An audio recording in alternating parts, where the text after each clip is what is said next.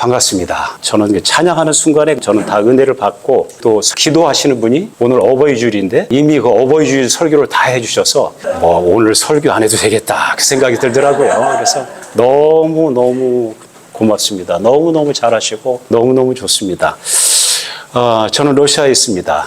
러시아는 구력을 따르기 때문에 지난주일이 부활주일이었는데 러시아는 부활주일이 되면 저희 러시아 전통이 있습니다. 크리스토스 바스크레스. 목사가 이렇게 하면 회중들은 바이스티나 바스크레스 하면서 외칩니다. 그건 무슨 뜻이냐면 예수님 부활하셨습니다. 그러면 회중들은 정말로 부활하셨습니다. 그거 외치는 겁니다. 오늘 한번 해보겠습니다. 러시아식으로. 제가 러시아 선교사니까.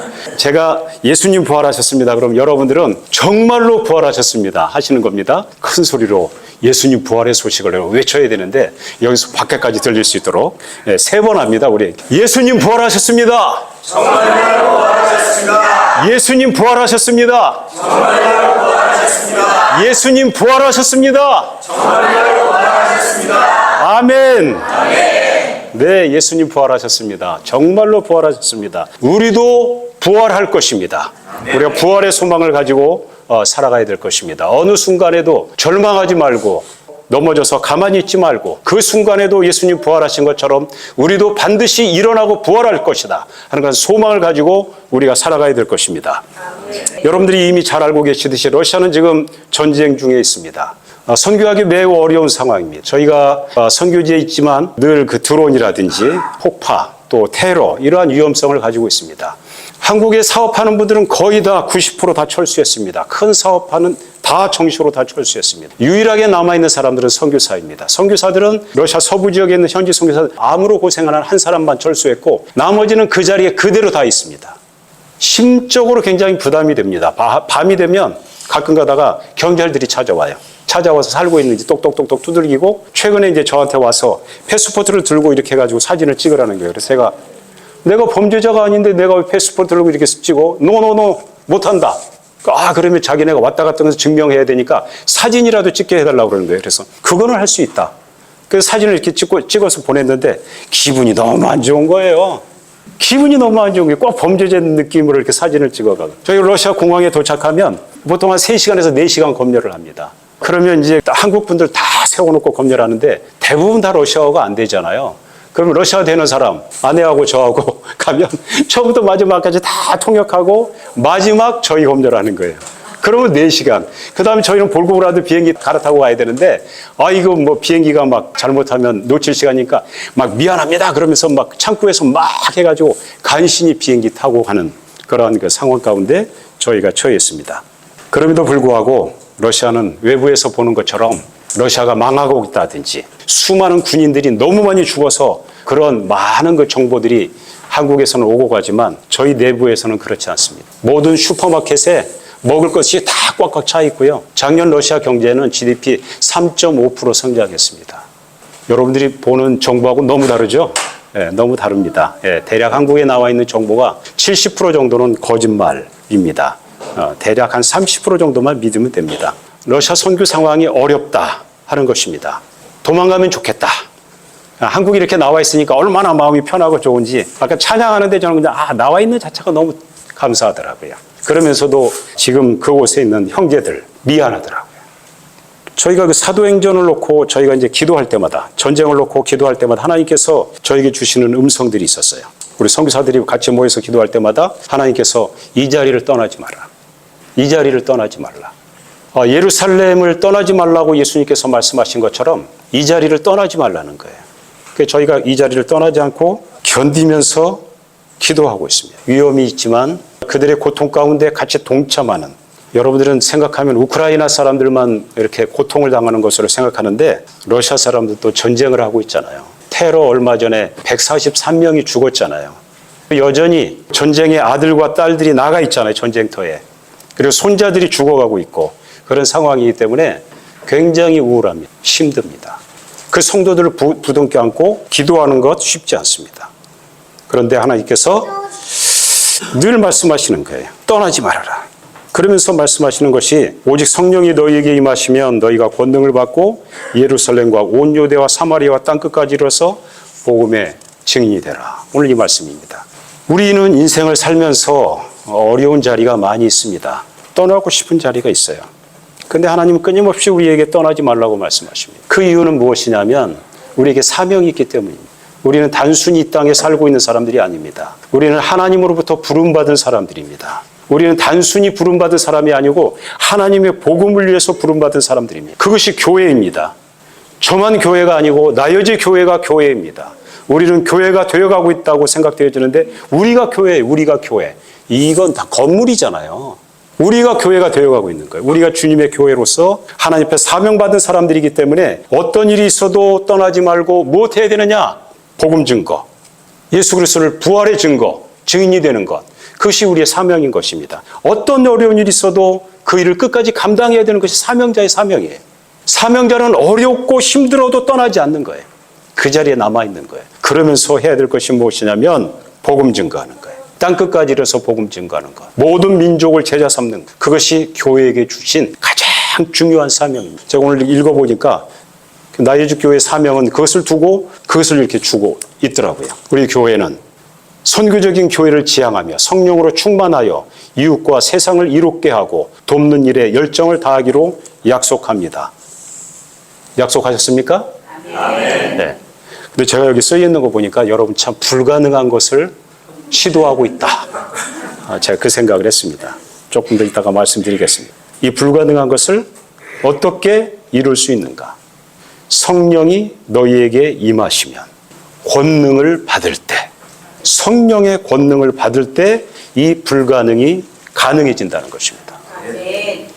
인간적인 생각과 인간적인 모습 그대로 가지고 와서 여기에서 앉아 계시고 신앙생활 그대로 하시면 이거 불가능한 것입니다. 초대교회가 그렇게 나누고 사랑하고 복음을 증거했고 그렇게 많은 핍박을 받으면서도 예수를 증거했는데 그들이 그렇게 할 수 있었던 핵심적인 이유는 성령의 능력입니다. 성령의 능력 아니고서는 우리는 그 일을 할 수 없어요. 우리 성경 자체가 우리 이기주의자, 나만 생각하는 사람이에요. 희생할 수 없어요. 십자가 지지 않아요. 그런데 여러분들은 지금 불가능을 도전하고 있는 교회예요. 초대교회의 모습을 도전하고 있는 교회예요. 그것을 어떻게 가능케 하느냐? 성령 충만함으로, 성령의 능력으로 가능케 된다는 것입니다. 그러므로 우리가 어느 순간에도 어떤 어려움이 있어도 이 고난의 자리 떠나지 말고 끝까지 고수하며 기도할 때, 예배할 때 이 일이 가능해진다는 것입니다. 초대교회 성도들은 예수님의 제자들은 예수님께서 말씀하셨을 때에 예루살렘에 머물러 있으라 하는 것은 예루살렘은 언제 어느 때 다가와서 핍박을 받을지 모르고 죽을지 모르는 장소에 있었어요. 그런데 예수님께서 그 자리 떠나지 말라고 하시잖아요. 그 자리 그들이 떠나지 않고 뭐 했느냐? 기도했어요. 모여서 기도했어요. 기도했을 때 성령님이 임하셨어요. 그것이 초대교회의 모습이에요. 성령이 임하심으로 해서 가서 목숨을 걸고 예루살렘과 온 유대와 사마리아와 땅끝까지 이르러서 복음을 증거했어요. 선교, 전도의 역사는 순종을, 복종을 결심한 사람들이, 목숨을 건 사람들이 성령의 충만함을 받고 나아갔던 역사예요. 자기 목숨을 걸지 않고 자기가 절대적으로 자기를 부인하지 않고 선교의 역사를 이룰 수가 없는 거예요. 그러므로 오늘 우리가 이 자리에 앉아서 하나님 앞에 사모해야 될 것은 성령의 충만함. 하나님, 저희에게 성령의 충만함을 허락하여 주시옵소서. 보통 성령의 충만하면 그 다음에 따르는 것이 귀신을 몰아내고 죽은 자를 살리고 방언하고 예언하고 그런 것으로 일반적으로 생각합니다. 네, 성경은 분명히 그 모습으로 초대교회에 나타났습니다. 그래서 한국교회는 그동안 열심히 저를 비롯해서 저도 중학교 때부터 예수 믿으면서 어렸을 때부터 저는 산에 가서 학기만 끝나면 3일 동안 금식기도하고 삼각산에 올라가서 나무 뽑는 거 하고 방언, 예언, 기도 수많은 은사들을 받았어요. 저는 그것이 성령의 은사의 모든 것인 줄 알았어요. 그런데 시간이 지나면서 그 이면에 깔려있는 성령님의 놀라운 은사들을 깨닫게 되었어요. 성령님의 은사는 잘 보이질 않아요, 사실은. 근데 제가 은사가 있어요. 많이 있어요. 제가 그 호주에 가서 한번 집회를 했는데 끝나고 나오는데 젊은 청년 두 부분이 결혼했는데 5년 됐는데 아이가 없다는 거예요. 그래서 기도해달라고 해서 기도해 줬어요. 그래서 저 잊어먹었어요. 이번에 나와서 어떤 분을 만났는데 저한테 뭐라고 했냐면 당신을 꼭 만나고 싶어하는 사람이 있다는 거예요. 그 누구냐고 그랬더니 호주에 있었던 사람인데 당신이 기도해주고 간 이후에 자녀를 셋 낳아서 잘 키우고 있다는 거예요. 근데 제가 그때 뭐라고 했느냐면 노 제가 한 것이 아닙니다. 저는 막대기였었지 제가 한 것이 아닙니다. 제가 그랬어요. 그래서 제가 그분 만나지도 않았어요. 오해하는 경우가 많거든요. 그건 하나님이 하신 것이지 제가 한 게 아니잖아요. 너무 많은 사람들이 그것을 오해하고 그런데 너무 치우쳐요. 제가 오늘 말씀드리려고 하는 은사는 연약의 은사예요. 연약의 은사. 내가 힘이 있음에도 불구하고 나를 낮추는 은사, 겸손한 은사, 사랑의 은사. 성령의 권능은 사랑이에요. 부드럽게 다가오는 거예요. 오늘 찬양 때 저는 그 부분이 너무 좋았어요. 부드러움. 성령의 은사는 부드러움이에요. 강함이 아니에요. 제가 선교를 해보니까 강함으로 다가가면 사람들 다 도망가더라고요. 강하면 되는 줄 알았어요. 예언하고 방언하고 이런 은사들을 가지고 기도해주고 하면 사람들이 일어나고 그러면 되는 줄 알았어요. 근데 그것 가지고 안 되더라고요. 부족하더라고요. 그것 플러스 뭐 해야 되느냐? 성령님의 부드러운 은사. 성령님의 첫 번째 열매가 무엇입니까? 첫 번째 열매. 사랑이에요. 사랑. 사랑은 오래 참. 우리 어머니들이 오래 참아주셨잖아요. 아버지들이 오래 참아주셨잖아요. 오래 참으셨으니까 저희가 여기까지 있을 수 있었죠. 사랑은 오래 참는 거예요. 사도 바울이 얼마나 위대한 사도였습니까? 그런데 그가 육체에 가시가 걸렸어요. 그 육체의 가시는 일반적으로 간질, 안질, 학자마다 달라요. 정확하지는 않습니다. 하나님께 그것을 가지고 기도해요. 하나님께서 뭐라고 하세요? 내 은혜가 내게 족하도다. 내 능력은 약한 데서 온전해지기 때문이다. 그러면서 바울이 고백하는 거예요. 내 질병을 치료하지 않고 그렇게 하시는 이유는 그리스도의 능력이 내 안에 머물게 하려 함이니라. 여기서 저는 이 부분을 보면서 놀랐어요.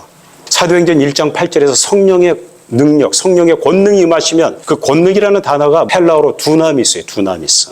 성령의 권능, 두나미스, 다이나마이트와 같은 강력한 힘, 그러한 힘을 말하는데 그 힘을 여기서도 사용하고 있더라고요. 똑같이 내 능력이 약한 데서 나온다. 내 능력이 그리스도의 능력을 덧입게 하는 것인데 그 내 능력, 그리스도의 능력은 두나미스는 언제 나타나느냐? 약할 때 나타난다는 것입니다. 우리는 부활의 능력, 두나미스가 강한 모습으로만 나타나는 것으로 생각하는데 아니요. 두나미스는 부드럽게도 나타난다는 것입니다. 두나미스는 우리가 약할 때 나타난다는 것입니다. 약할 때. 우리가 질병 가운데 있을 때, 약할 때 주님을 더 의지하잖아요. 내가 아팠던 사람이 다른 사람을 바라보면 그 긍휼의 마음이 여기에 가득 있잖아요. 암으로 아파본 사람이 다른 사람의 암 고생할 때 가서 기도해 줄 때 더 놀라운 능력이 나타나잖아요. 공감이 형성되잖아요. 약할 때 성령의 능력이 나타나요. 약할 때 하나님의 능력을 우리가 덧입는 때입니다. 그러므로 사도 바울은 그 약함, 그것을 감사하며 기뻐하며 하나님 앞에 충성하며 그 걸음을 끝까지 걸어갔습니다. 여러분 더 약해지십시오. 더 부드러워지십시오. 더 겸손해지십시오. 자기를 부인하십시오. 우리가 예수님의 제자로서 가장 처음 가져야 될 자세는 무엇이냐면 자기 부인, 자기 욕심, 자기 내려놓는 것, 자기 부인. 나를 따르려고 하는 자는 자기를 부인하고 십자가를 지고, 우리 십자가 지기 싫죠. 십자가를 지고 그 다음에 나를 따르려고 하는 자는 자기 소유를 부인하고 하나님을 쫓을 것이니라. 누가복음 14장에서 예수님께서 말씀하십니다. 예수님이 이 땅에 스스로 하늘 보좌를 버리시고 이 땅에 내려오셔서 가장 천한 모습으로 갈릴리에서 그리고 예루살렘 성 밖에서 십자가에서 죽으셨습니다. 우리가 걸어가야 될 그 길이에요. 우리는 예수 믿으면 성공하고 예수 믿으면 복받고 예수 믿으면 잘되고 그 기도를 오랫동안 했습니다. 그래서 우리 자녀들이 예수 믿고 머리가 될지언정 꼬리가 되지 않게 하옵소서. 내게 능력 주시는 자리에서 내가 모든 것을 할 수 있습니다. 이것을 너무 감동적으로 기도하고 너무 감동적으로 열심히 외쳤어요. 그러나 제가 생각하기에 한국교회는 이 기도를 좀 고만해야 될 때라고 생각되어집니다. 내게 능력 주시는 자리에서 내가 모든 것을 할 수 있다고 고백했던 사도 바울은 사실은 지금 우리가 일반적으로 말하고 있는 내게 능력 주시는 자 한해서 초월적인 능력을 받아서 내가 모든 것을 할 수 있다. 그 의미가 아니에요. 빌립보서 4장 13절 12절 이 말씀은요, 바울이 선교를 하다가 선교 후원금이 없고 너무 힘들고 지쳐서 포기할 수 있는 상황에서 하나님이 능력 주시면 자족하면서 끝까지 선교하겠다는 그 고백의 기도예요. 그런데 이 한국교회는 이것을 이 성공주의 신학으로 바꿔가지고 얼마나 오랫동안 우리가 오해하면서 예수를 믿었습니까? 그래서 교회가 굉장히 부흥하고 성공하고 예수 믿는 사람 성공하고 많이 그랬어요. 근데 얼마나 교회가 교만해졌습니까? 얼마나 교만해졌습니까? 얼마나 교만한지. 얼마나 교만한지. 이제는 우리가 좀 겸손, 부드러움, 나약함, 하나님을 온전히 신뢰하는 그런 자세, 이쪽으로 돌아가야 됩니다. 이 정도면 자족하셔도 되잖아요. 이 정도면. 얼마나 더 있어야 됩니까? 예. 이제는 자족하셔도 돼요. 이제는. 한국에 나오면 정말 풍요로워요. 정말 너무 좋아요. 너무 좋아요. 가는 데마다 음식이 얼마나 맛있는지 나와서 제가 2kg 쪘거든요, 지금. 정말 여러분 좋은 나라에 사시는 거예요. 일부는 뭐 헬조선이다 이렇게 말씀하시지만 우리 정말 좋은 나라에 살고 있습니다. 우리가 자족할 필요가 있습니다. 우리가 자발적으로 연약함을 추구할 필요가 있습니다. 자발적으로. 예수님과 같이. 자발적으로 연약함을 추구하지 않으면 강제적으로 하나님께서 우리를 연약하게 하실 수도 있어요. 한국교회가 자발적으로 부드럽지 않고 자발적으로 자기 부인하지 않고 자발적으로 겸손해지지 않고 이대로 가면 하나님께서 한국교회를 강제적으로 떨어뜨릴 수 있어요. 예수님께서 겟세마네 동산 마지막 기도하실 때 이렇게 기도하셨잖아요. 아버지 가능하시면 내가 십자가를 좀 지지 않게 해주옵소서. 근데 마지막 기도는 무엇이냐면 그러나 나의 원대로 마옵시고 아버지의 원대로 하옵소서. 우리가 이 기도를 좀 드릴 수 있어야 돼요. 나의 원대로 마옵시고 아버지의 원대로 하옵소서. 저는 선교 지금 30년이 됐는데요. 30년 전에 처음 하나님의 부르심을 받을 때 저는 선교를 나갈 만한 상황의 사람이 아니었습니다. 선교 비전이 전혀 없었습니다. 그리고 제 아내가 굉장히 아팠습니다. 저희가 5년 동안 결혼한 이후에 저희 아이가 없었어요. 아파서 아이가 없었어요. 아내는 거의 매일 집에서 뒹굴뒹굴 하면서 하나님 나 좀 데려가다 달라고 그렇게 기도하는 상황이 있었어요. 그런데 세문안교회 그 당시에 김동희 목사님이라고 그분이 저희들에게 선교를 도전하셨어요. 러시아와 중국에 선교사를 보내려고 계획을 세우시고 러시아 선교사를 보내려고 먼저 기독공부에 사람들을 모집하는데 자기 마음에 드는 사람이 없는 거예요. 근데 저는 세문안교회 교육자였었거든요. 수석부 목사부터 쭉 이렇게 물어왔어요. 당신이 러시아 선교사로 가지. 전부 다 못 갑니다. 제가 천식입니다. 제 아내가 반대합니다. 막 이래가지고 이유가 제가 제일 막내였었거든요. 저까지 왔어요. 정전도사는 아내도 전도사고 아이도 없고 그러니까 선교사 가기에 딱이다. 선교사 가라. 저 못 갑니다. 제 아내가 너무 아픕니다. 저는 선교에 대해서 선자를 생각해 본 적도 없습니다. 저는 갈 수 없습니다. 그런데 이분이 계속 가라는 거예요. 담임 목사님이. 굉장히 부드러운 분이 너무 좋은 분이었어요. 강제적으로 가라고 말씀하지 않으셨어요. 교육적이 끝나고 나 딱 한 달에 한 번씩 성경책 이렇게 들고 나가시면서 딱 저를 쳐다보시면서 정전도사가 하면 좋겠는데 6개월 그거를 계속 하시는 거예요. 근데 어느 날 저희 교육자 수련회가 있어서 아내랑 다 같이 교육자 수련을 갔는데 제 아내를 보자마자 목사님이 붙잡고 정전도사하고 연전도사 둘이 러시아 선교사로 가지. 저희 아파가지고 사실 네 할 수 있는 대답이 아닌데 제 아내가 기도해 보겠습니다 그랬어요. 이런 순간에 기도하면 안 되는 거예요 사실. 하나님 분명히 보내시거든요. 그래서 제가 기도하지 말라고 그랬는데 기도 열심히 했어요. 그리고 기도 응답을 받았어요. 저보고 가자는 거예요. 그래서 갈 수 없다고. 당신 무모한 일이다. 그거는 가서 죽을 수 있는데 나는 선교에 대해서 선자도 생각해 본 사람이 아닌데 무슨 내가 선교를 한다고 못 간다. 그런데 어느 날 아내 꼬임에 넘어갔어요.